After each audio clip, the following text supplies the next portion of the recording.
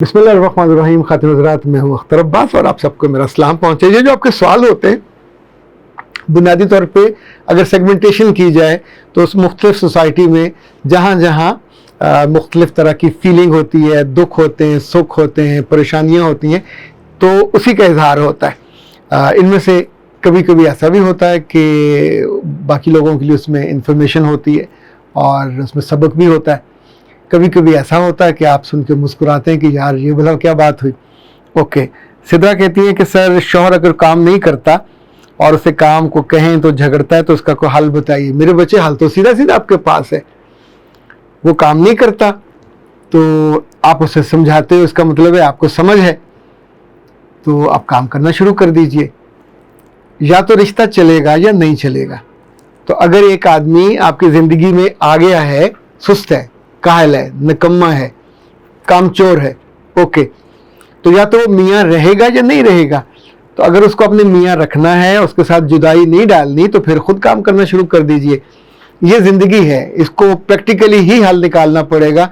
आप उससे लड़ते रहोगे, उसका सर फाड़ोगे, वो आपका सर फाड़ेगा, फिर एक बुरी कैफियत के बाद दोनों आप अलग अलग हो जाओगे। तो ये तो कोई अच्छा काम नहीं है। हमेशा हल निकालते हैं, रास्ता निकालते हैं, रास्ता निकल आएगा। अल्लाह ने आपको समझ दी है, और समझ इसीलिए दी होती है ना, पढ़ाई भी इसलिए कराई होती है कि एक रास्ता बंद हो तो दूसरी साइड से आपको रास्ता खोल लेना चाहिए। सरवत कहती हैं कि भाई बिल्कुल सच कहा आपने, अपने सगे लोग भी लूटते हैं और मैं भी मेरे शौहर के जाने के बाद इस दुख का शिकार हुई हूँ। अल्लाह आप पे बेटा रहम करे।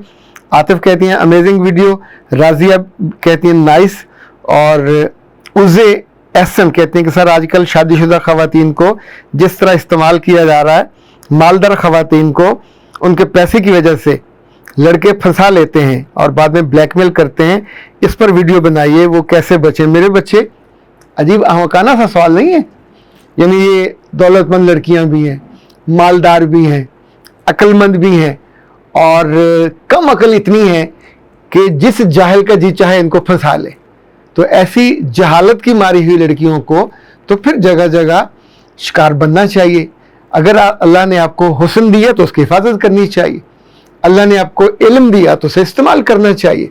अल्लाह ने दौलत दी है तो उसको फिर बढ़ाना चाहिए, उसकी हिफाजत भी करनी चाहिए, उसकी इज्जत भी करनी चाहिए और उसको बढ़ाना भी चाहिए। और अगर आप बिल्कुल थोड़े हुए हैं तो जो नकम्मा, नाकारा, थोड़ा सा खुश शक्ल आदमी आपकी तरफ आता है और आप बेवकूफ़ बन जाते हैं, ये जानते हुए भी कि वो आपके लिए राइट मैन नहीं है।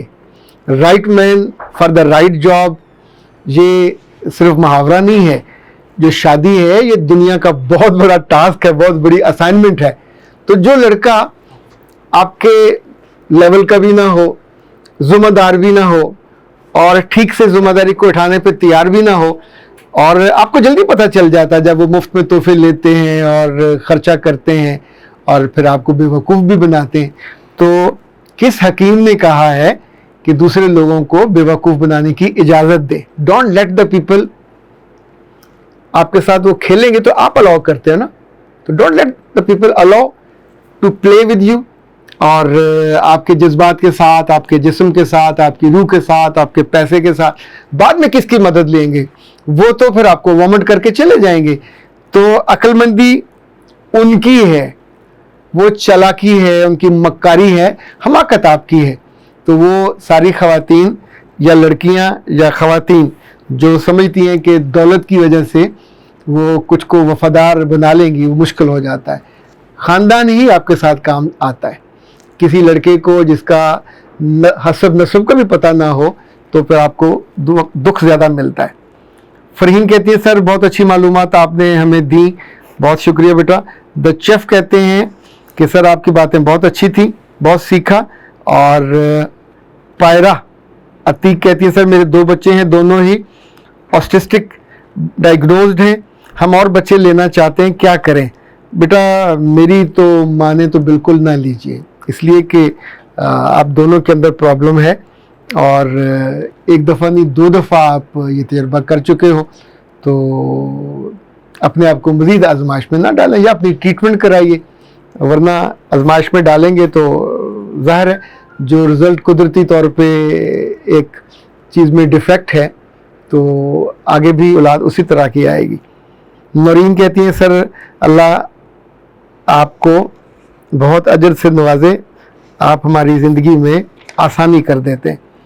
سر گزارش یہ ہے کہ ہم 5 بھائی ہیں، 4 بہنیں ہیں، میرے بھائی کا گھر بہت بڑا ہے، لیکن جب ہم بہنیں جاتی ہیں تو سب بھائی کہتے ہیں کہ تم لوگ ایک ساتھ نہ آیا کرو، اور چھوٹا بھائی کہتا ہے کہ صبح میں اور شام میں چلے جاؤ، کیا ہم ان لوگوں کے گھر جانا چاہیے؟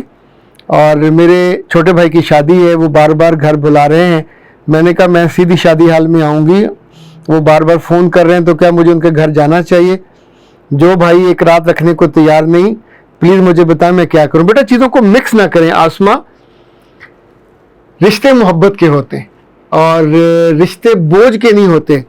یہ جتنی بہنیں جب زیادہ ہوتی ہیں، جب بھائیوں کے گھر پہ جاتی ہیں تو عام طور پہ مہمان بن کے، اگر میں نے بہت سے گھر ایسے دیکھے ہیں کہ جہاں بہنیں آتی ہیں تو آتے ہی گھر سنبھال لیتی ہیں، کچن سنبھال لیں گی، مہمانداری سنبھال لیں گی، تو آپ اس گھر میں بوجھ نہیں بنتے۔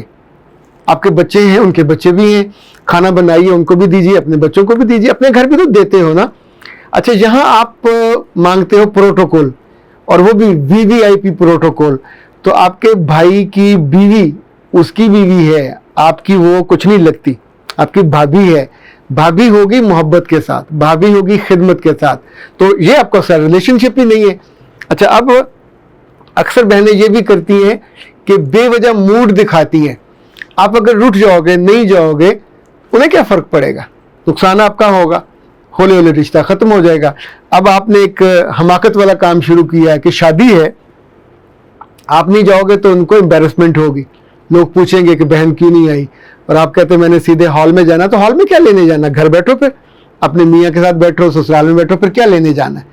یعنی آپ ان کو تنگ کر رہے ہو، آپ ان کو خوار کرو گے، آپ ان کی بے عزتی کا باعث بنو گے۔ عزت پھر آپ کو کہاں سے ملے گی؟ عزت ان کو ملتی ہے جو عزت میں شریک ہوتے ہیں، بہنیں ہوں یا بھائی ہوں۔ تو آپ اپنے ان بھائیوں کے گھر، اچھا جی رات رکھنا، کوئی ساری عمر آپ وہاں رہتے رہے ہو، تب آپ کے ماں باپ زندہ تھے، وہیں آپ پلے بڑھے، وہیں شادی ہوئی، انہوں نے جتنا آپ کا بوجھ اٹھانا تھا اٹھایا، اب آپ بوجھ زیادہ بن جاتے ہو، آپ بھی، آپ کے بچے بھی، اگر آپ کا میاں گیا تو وہ بھی، تو آپ سوچئے کہ آپ ان پہ فنانشلی بھی بوجھ بنو گے، ان پہ سوشلی بھی بوجھ بنتے ہو، اور یہ جو سماجی طور پہ آپ باتیں وہاں کرتے، چونکہ ایسی عورتیں عام طور پہ زبان منہ کے اندر نہیں رکھتی، چھوٹی چھوٹی باتیں انہیں ٹک ٹک ٹک ٹک کرنے کا ہوتا ہے، اور کاٹتی جاتی ہیں، جیسے طوطا نہیں کاٹتا، کھاتا نہیں ہے، اس نے کاٹ کاٹ کے پھینکتے جانا ہوتا ہے، اور نتیجتاً پیچھے صرف گند بچتا ہے ان باتوں کا اور ان لڑائیوں کا اور ان قصے کہانیوں کا۔ بھائیوں کے گھر جانا ہے تو جڑنے کے لیے جایا کرو، اظہار محبت کے لیے جایا کرو، تحفے لے کے جایا کرو، تو نتیجتاً بھابیاں وہ بھی آپ کا اکرام کریں گی، بھائی بھی آپ کا اکرام کریں گے۔ آپ جاتے ہو پروٹوکول، اب کس بات کا پروٹوکول؟ آپ کو تو انہوں نے رخصت کر دیا، آپ کا اپنا گھر ہے، یہاں آپ جا کے جو تلخ باتیں کرتے ہو، عورتیں باز نہیں آتی، اللہ معاف کرے، جتنے ان کے بچے ہوتے جائیں ان کی زبان لمبی سے لمبی ہوتی جاتی ہے، اور جہاں شادی بیاہ کے لوگ بیٹھے ہوں گے، بہنیں ہوں، بھائی بیٹھے ہوں، بھابیاں بیٹھی ہوں، تو ایسے میں آپ اپنے بھائیوں کی عزت کرو، تو ان کی اپنی بیویوں کے سامنے بے عزتی ہوگی آپ کی وجہ سے، اگلی دفعہ وہ کہیں گے نا تم کیوں آ جاتی ہو، آیا کرو، سلام دعا کر کے چلے جایا کرو۔ تو اس میں غصہ کرنے یا غصہ کھانے یا غصے میں کھولنے کی بجائے اپنے طرز عمل کو ٹھیک کر لیجئے، کر لیں گے تو فائدہ ہے، ورنہ تو یہ ٹوٹ گئی تڑک کر کے یہ جو رشتے وقت کے ساتھ ساتھ بالکل بے وقت ہو جاتے ہیں، جب ان میں محبت اگلے پہ بے عزتی کا باعث بن جاتا ہے، ان کے رشتوں پہ خواری کا باعث بن جائے، تو پھر رشتے باقی نہیں بچتے۔ اختر عباس کو دیجیے اجازت، السلام۔